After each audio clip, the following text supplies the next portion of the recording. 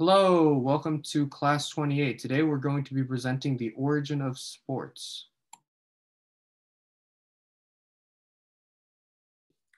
Pool.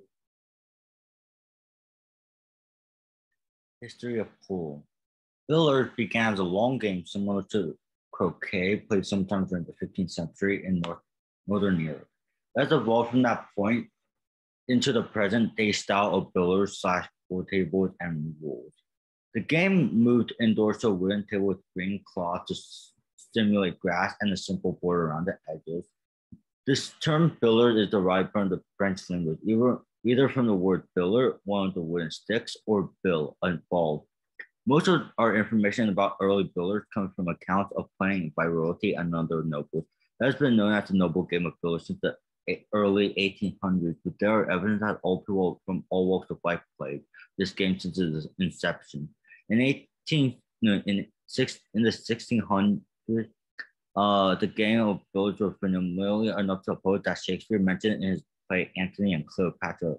75 years later, the first book of billiards rules remarked of England that there were few tomes of notes therein which had not a public approval.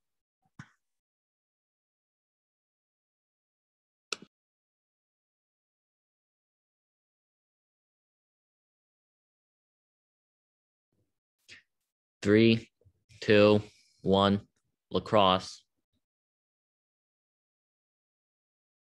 Origin of lacrosse. Lacrosse started as a sport played by the Native Americans known as stickball. It was played by the Algonquian tribe near the St. Lawrence Valley area. The Algonquians were followed by other tribes near the eastern half of the U.S. and the Great Lakes. Jean de Brebeuf was the first to document an interest in the sport grew in Canada.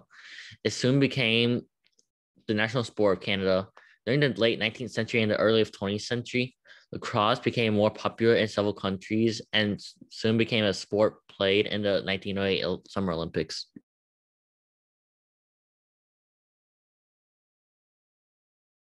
The origins of baseball. Baseball was first seen in the 18th century. Abner Doubleday invented the game known as baseball in Cooperstown, New York, during the summer of 1839. Cooperstown businessmen and officials would rely on the Mets' enduring power in the 1930s when they established the National Baseball Hall of Fame and Museum in the village, which Hall of Fame people are inducted to these days. In September 1845, a group of New York City men founded the New York Knickerbocker Baseball Club. It was a club and not a league, for clarification. One of the members of the club, a volunteer firefighter and bank clerk, Alexander Cartwright, would make a new set of rules that would form the basis for modern baseball, and these rules that he made are still used in today's world.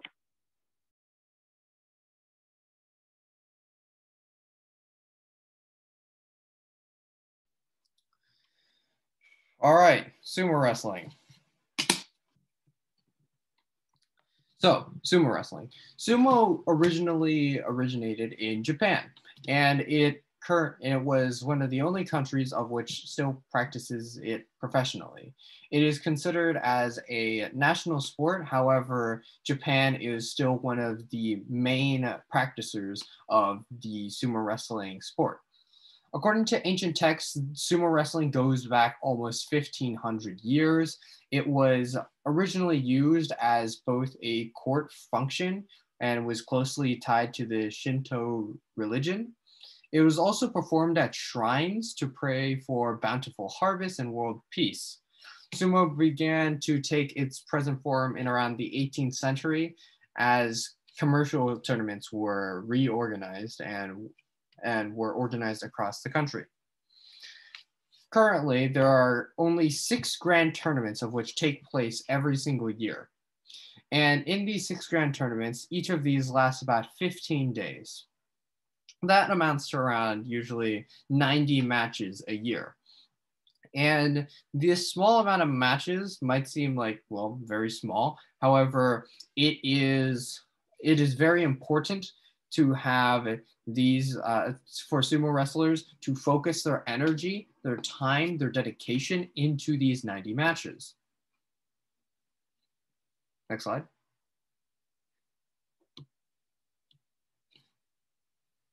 All right, traditions before a fight.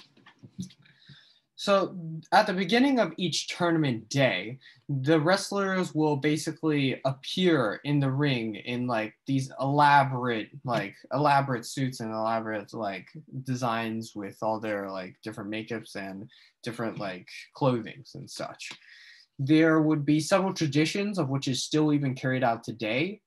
Some traditions of which are still carried out today from the past are the tossing of salt into the ring. This is mainly to signify the cleansing of the ring and the cleansing. There's also the cleansing of the mouth with quote unquote power water before a fight. These basically were ancient traditions of which were practiced before the modern era and are still continued on today in the sport of sumo wrestling. Additionally, before a match begins, the two wrestlers will perform almost like a warm-up routine called a huriki. And sumo is a fight of honor, and many fighters are putting both their honor and livelihoods on the line when they fight. Let me explain this first. When sumo wrestlers are basically graduating around high school level, when sumo wrestlers are around that level, they have a choice. Either they go into, I'm going to call this the dojo. That is not the actual term. I'm very sorry. However, they are either going to the quote unquote dojo or they go to college. And this is a very tough choice for some of us here. Usually the correct choice, usually a lot of people would think, okay, just go into college. However, sumo wrestlers dedicate their lives to the sport. What ends up happening is that for professional sumo wrestlers, they go straight from high school into their quote unquote dojos. Again, not the right term. How these sumo wrestlers will then live is that they would live in this dojo, they would clean up this dojo, they will basically climb the social status in this dojo. And the only way that you climb the social status is by winning the tournaments and by winning matches within these tournaments. The more matches you win, or the more matches you win against higher ranks, I'll get into the ranks later. The more matches you win against these, you will then be able to climb ranks and then be able to go on into the higher sections of the dojo and so and so. However, many sumo wrestlers do not make it higher in the dojo and might just end up either getting kicked out or basically losing their lives due to their failures and such. Next slide. So, as I've already mentioned, many sumo fights involves fighters trying to tip their opponents out of the ring, and all fighters come from different dojos where they have refined their technique for their fighting throughout their lives. This basically means that when you enter a quote unquote dojo, you basically live there, you sleep there, you eat there, you do everything that you normally would in your life in that dojo. And while you are there, your job there is to refine your technique. Every single sumo wrestler usually has like their own respective technique of which they use. So for example, a smaller or a more lightweight sumo wrestler might, for example, try to maybe have like a more agile play style and maybe try to like go in, while a heavier sumo wrestler might go for maybe a more beefy sort of style and try to maybe use his weight a lot more. And the reason behind this is so that like the sumo wrestlers, they refine their sport, they refine their technique to a very, very fine point. And there's a lot of honor of which goes into these fights because of how much effort sumo wrestlers have put into their technique and the amount of which is on the line for them. So when the sumo wrestlers go into the ring, they have two lines. There's a circle and there's two lines right in the center. the sumo wrestlers, what they would then do is to honor each other, they would basically kind of like squat into a position, and then when they push both their hands onto the line, and when both of them do that, basically what then happens is like the judge is, his name's not actually the judge, he's some sort of other Japanese name, but basically he would say, okay, go, and then they would go at it. And there's a lot of honor of what goes into that, a lot of different like aspects and different like respectable values of which goes into sumo, and that is one of the major things. Now I'm going to discuss some of the ranks. Yokozuna is the pinnacle of the ranks. You have Oziki as like the second highest. You have Zikiwake. I can't say these. I'm very sorry. You can read them on the slides. However, these ranks basically go from highest to lowest. And the highest, very hard to reach. Even the second highest is also extremely hard to reach. And the people who have reached these ranks have gone through the sport for years and years of their lives. They have literally dedicated their lives to their sport. And some sumo wrestlers, of which do enter sports, such as these, sometimes if they do lose a match, they can get kicked out of their dojo, which puts a lot onto the line for them because they have dedicated their lives to this sport. Thank you for listening to my presentation on sumo wrestling.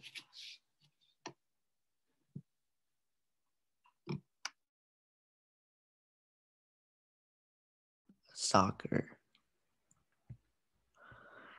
First known example of soccer game involving a ball, which was made out of a rock, occurred in old Mesoamerican culture for over 3,000 years ago. It was by the Aztecs called Teichitali.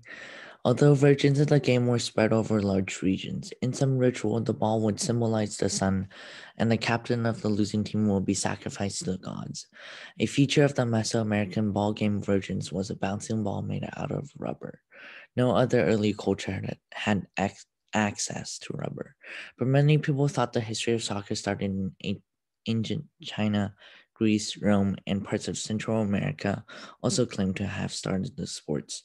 But it was England that transitioned soccer, or what the British and many other people around the world called football, into the game we know today. Thank you.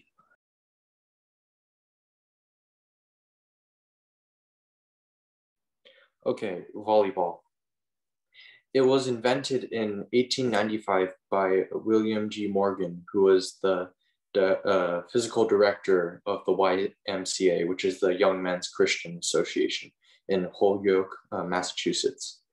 It was originally called Mintonette until a professor at Springfield College in Massachusetts suggested the name volleyball.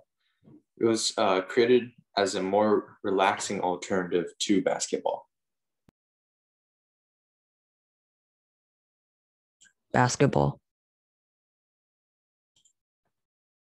So the origin of basketball. In December 1891, James Naismith wanted to try and keep his gym class active on a rainy day. After thinking for a while, he invented a new game in which players would pass the ball to teammates and try to score points by tossing the ball into a basket mounted on a wall. He wrote the basic rules and nailed a peach basket onto an elevated track. The basket was initially sealed on the bottom, which meant that the ball had to be retrieved manually after each basket or point scored. This quickly proved to be annoying to do every time because the balls had to be poked out with a long dowel after each scored basket. The bottom was eventually removed to let the ball fall through.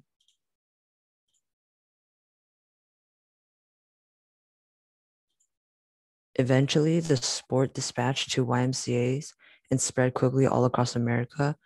Many colleges then started forming teams and sponsored many of the games. The population of the sport then spread to high schools to create high school teams. Finally, the NBA was formed to make the sport to be a professionally played.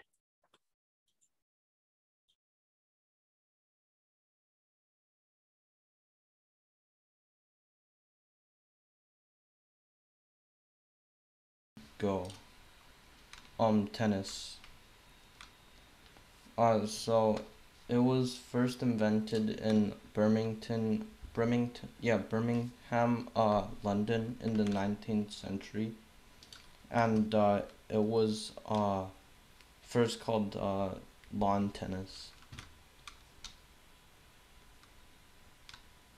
And it was first so it was first invented on a lawn, so it was called like lawn tennis. It's where you like hit the ball over a net with a racket. And then it was mostly played by Victorian gentlemen and ladies. So this was like mostly played by like the upper class. And it has the same rules as tennis. And the equipment was white tennis balls, which they decided to make green because for better visibility, because in the day when it's really sunny and stuff, it's usually really hard for the tennis players to see the balls, but they were still made of like the same material and stuff. And it was made with the rackets were made with laminated wood, and they had grass as on the ground, and they had like a net like normal.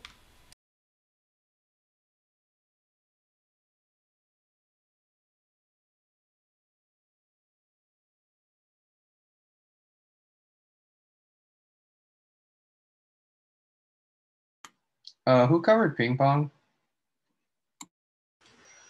Ping pong.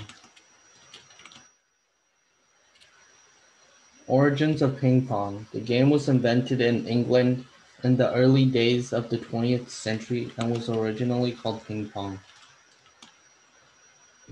A trade name. The name table tennis was adopted in 1921 to 1922 when the Old Ping Pong Association formed in 1902 was revived. The first World Championships were held in London in 1926, and from then until 1939, the game was dominated by players from Central Europe. More. Table tennis, also known as ping pong and wiffwaff, is a sport in which 2 or 4 players hit a lightweight ball, also known as the ping pong ball, back and forth across the table using a small racket. The game takes place on a hard table divided by a net.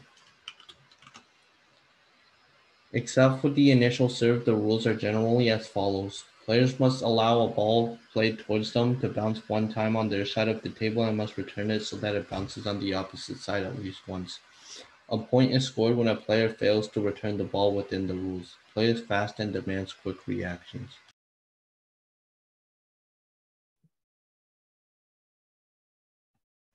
Water polo.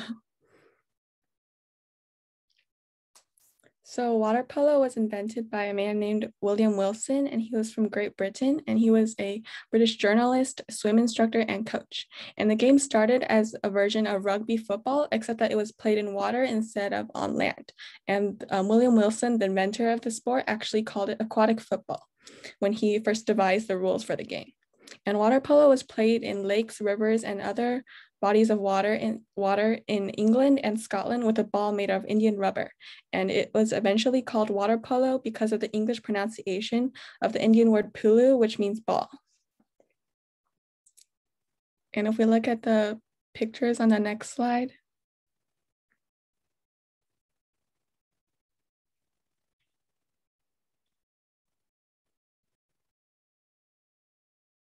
so if we look at the photo on the left, it's a picture of 19th century water polo, which was mainly played in England and Scotland. And the picture on the bottom right is of modern day water polo, which is played all around the world.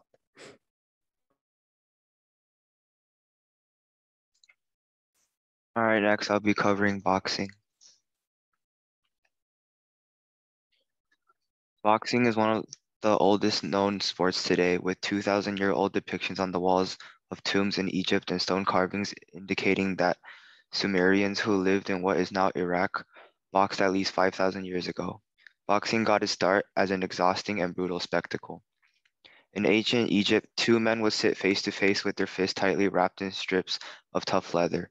They would hit each other until one of them fell to the ground unconscious or even worse, dead. Roman fighters or gladiators, on the other hand, fought with primary intent to kill their opponent, wearing leather straps around their fists plated with metal. However, boxing was soon abolished around 393 AD because it was deemed too savage.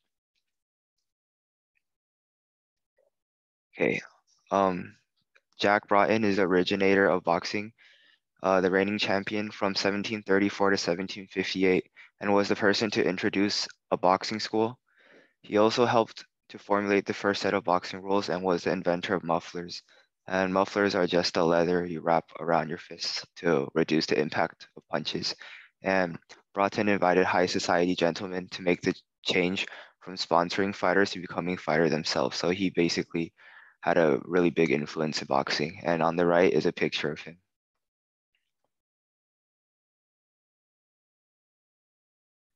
Ice hockey. Ice hockey evolved from field hockey that was played in Northern Europe for centuries. The rules of modern hockey were devised, the rules of ice hockey were devised by Canadian James Creighton in 1875. In 1875, the first game of ice hockey was played in the Victoria Skating Rink in Montreal, Canada, between two 9-player teams, including James Creighton and students from McGill University. And the McGill University Hockey Club was the first ice hockey club, which was founded in 1877.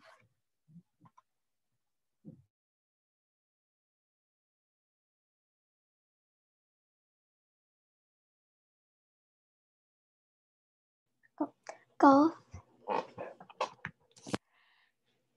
Golf originated from Scotland during the 15th century. Golf's ancient origins is unclear and is still debated on to this day. It was introduced to Europe in the Middle Ages, and golf was brought to America by the Scottish immigrant population in the 18th century.